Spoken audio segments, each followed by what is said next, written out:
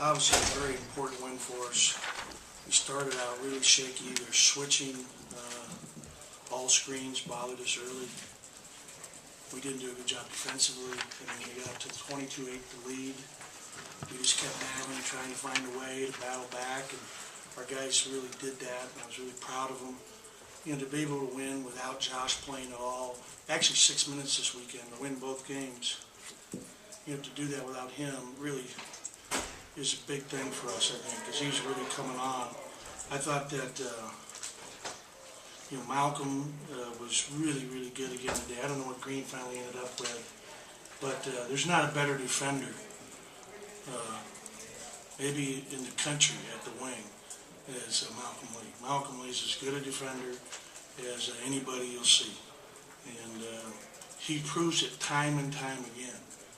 He can defend anybody. I mean, he reminds me a lot of Russell in that way. And I'm just really proud of what he does for our team night in, night out. Because not only is he scoring tonight 23 points, but he's guarding the other team's best player. So he's got the toughest job. And he was just outstanding. I thought Zeke did a good job in the first half getting us back in it, attacking the basket. Reeves showed some toughness playing with the sprained ankle. I'm not sure what ankle it is, left or right? Left. Left ankle. And he did a nice job for us there defensively and rebounding wise. He's got to learn when he's in there to shot fake. Every time he was going to shoot tonight, he had opportunities to stop, slow down, shot faking. He's going to get fouled. And he was shooting the ball without ever shot faking. That's something he's got to work on, because he'll get better and better being able to score in there when he does it. Because he's getting to the rim and he's trying to shoot and he's off balance rather than just stop and slow down. But a great comeback win. I thought Honeycutt really made some huge shots for us. Did a great, and he played him a lot of minutes. I mean, he played 37, Malcolm played 39. That's a lot of minutes when you consider we played Thursday night and 11 a.m. on Saturday. So those minutes are big. I thought Stover really gave us a good game today, especially in the second half defensively. The big kid for them, Owens, really had their way early. He had 14. How many did he have at halftime? Owens. Anybody remember? But the second half, I thought we defended him much better.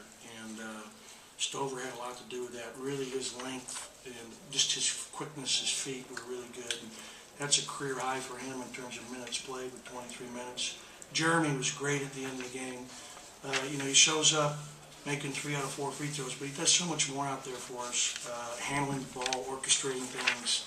Really made some big plays. He made a great pass to Honeycutt on the pick and pop to put us up 10 with about 3 or 4 minutes to go. Questions? Coach, can you just kind of take us through what you're watching out on the court, your thought process early in the game when it really starts to slip away? 22-8. Boy, this is disappointing. Disappointing? That's the strongest word? Yeah, I can't tell you what I really think. Or I can't say it out loud. But yeah, it was just, you know, it's an 11 a.m. game. We're coming off a quick turnaround. We didn't know Josh wasn't going to play until 10 a.m. They came off a disappointing loss over at USC. They came out fired up, and again, they're a good team. We beat a good basketball team today. We beat the only team that's beat Washington in our league thus far. So a lot of things played into it. You know, they were switching things. We haven't seen a lot of that, so we'll be working on that here this week. You know, a lot of things went into it, but I think I burned 3 timeouts in the first 10 minutes of the game, just trying to stop the bleeding.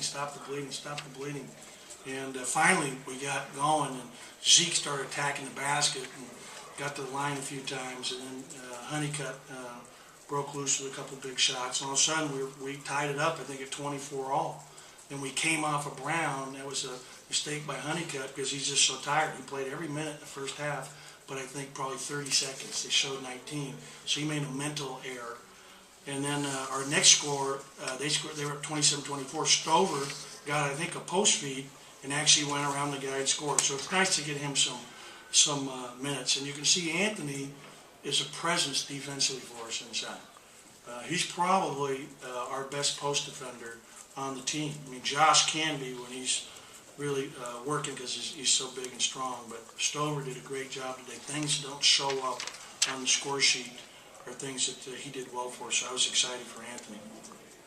And you guys had, I think, 6 turnovers in the first 10 minutes and then 2 for the rest of the game. What would you guys change? Well, you know, they were doubling Reeves, number one. So Reeves got double teamed, and he got a few of the turnovers. He was too quick to drive one time and traveled.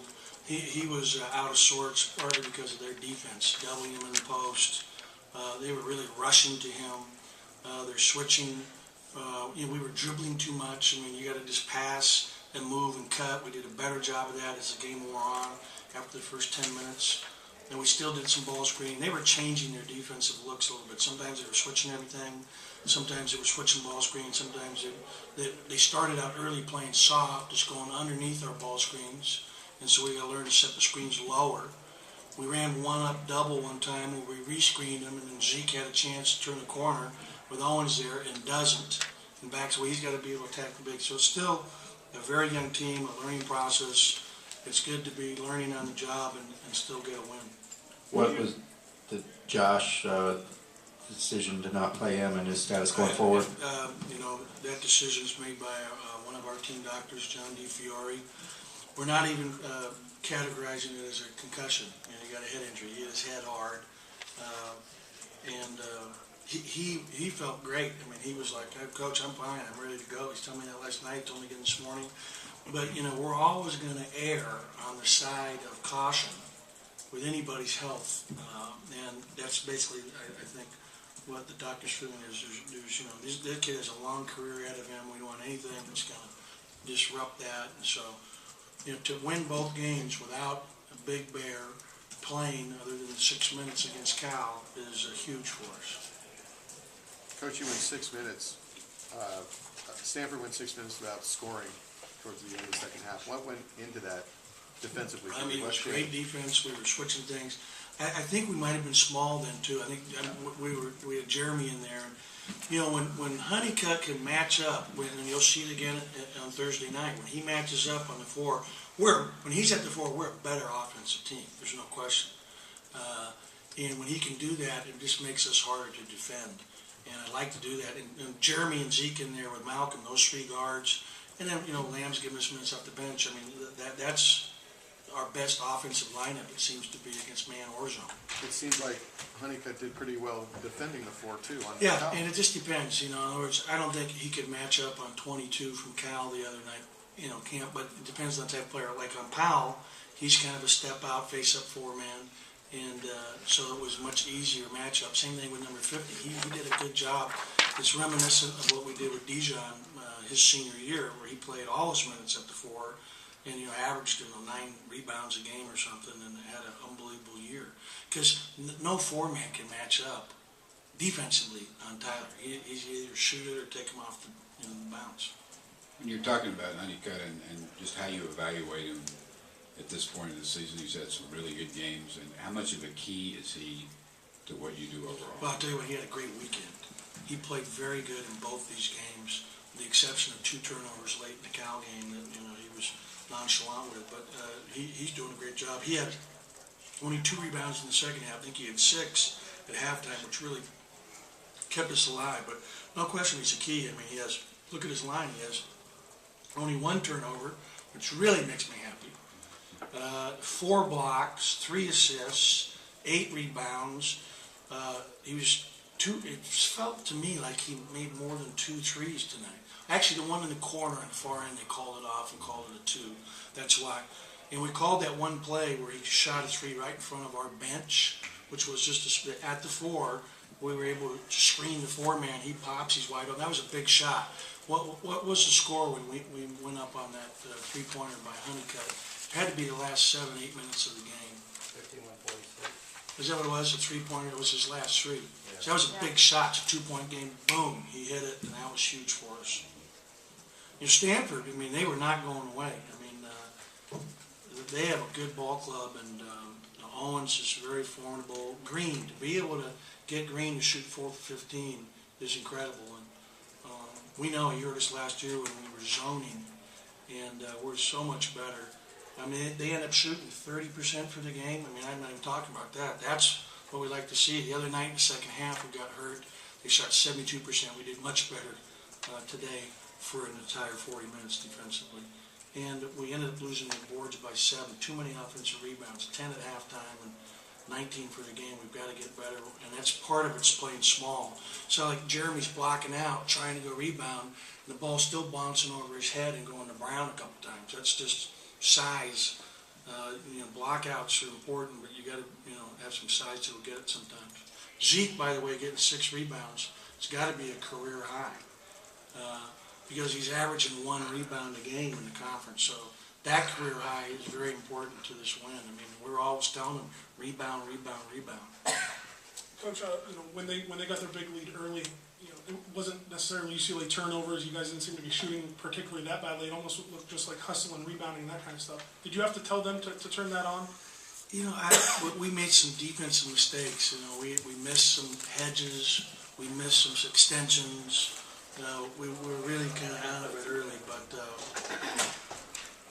they picked it up. I mean, our guys picked themselves up too. They were on each other. Let's go, and that's nice to see that kind of leadership within the group. Did that happen last year? No. Coach, it seems like Malcolm's really improved his perimeter shooting since he arrived. What have you noticed in the 3 years? Well, he really made a huge jump last spring. We broke down his shot, and he was shooting the ball last year where he'd release it, and his arm wasn't even all the way through. Or he's locking his elbow now on a shot because he's moved his shot up higher here with a higher elbow. He's finishing way higher. He's going up and down straight. He still gets sped up once in a while, and he's working on that. And, he played great today. I couldn't be happier about Malcolm's play. He's playing 39 minutes and not cramping. So whatever he's doing there is really, really big. Because you guys remember last year how he had those constant issues, and he played 37 tonight without cramping. So he's taking some vitamins and doing some things that I think are really helping that. And I think you're continuing to hydrate well during the game, aren't you, Mel? That's the big key. Our trainers got him guzzling, Gatorades that are extra filled with electrolytes and whatever else he's putting in the magic potion. Go ahead, Ben. Are you feeling, big picture wise, are you feeling better about this team and how far you might be able to go? And, you won 4 games in a row now. Things are kind of coming together a little I think bit. we won 10 out of 12. Is that right? Yeah. Yeah, so we won 10 out of 12, 4 league games in a row. Yeah, I mean, this was a huge win. I mean, believe me, I'm going recruiting right now, and I would have not been having fun today riding on an airplane and traveling if we were coming off a loss. So it's all about the next game. I mean, our big picture is to have a good week of practice and get ready to play one of the best teams in our league and a very talented team on their home floor. Coach, free throw shooting has been kind of an issue this season. Malcolm and Zeke today, 19 of 21. Yeah, that's nice, and that's what we expect. Those are our starting guards, and that's how they should be shooting. So I'm not surprised. Coach, I saw Stover got considerably more minutes than Lane tonight. Is that something you're going to look to continue with? Well, Stover matched up better with their 5-man. He's just harder to score over. I mean, he's harder because he's got 7'6" arms. He's 7'6" across. That is really long, and that's an advantage defensively. And I was excited for Stover. He still is coming to block every time, and when he misses, his guy gets the rebound, puts it back in a couple of times. So he's got to temper that to when, like, he had a great block. I'm like, telling him, try to block it without swatting it out of bounds or swatting it back to the other team. Try to just tip it. And, I forget who Russell used to do that back in the day. It showed my age. It was something Bill Russell used to always, he'd try to block it and block it to a point where he could actually control it. That's when you know you're a really good shot blocker. Any other questions, Coach? Thank you.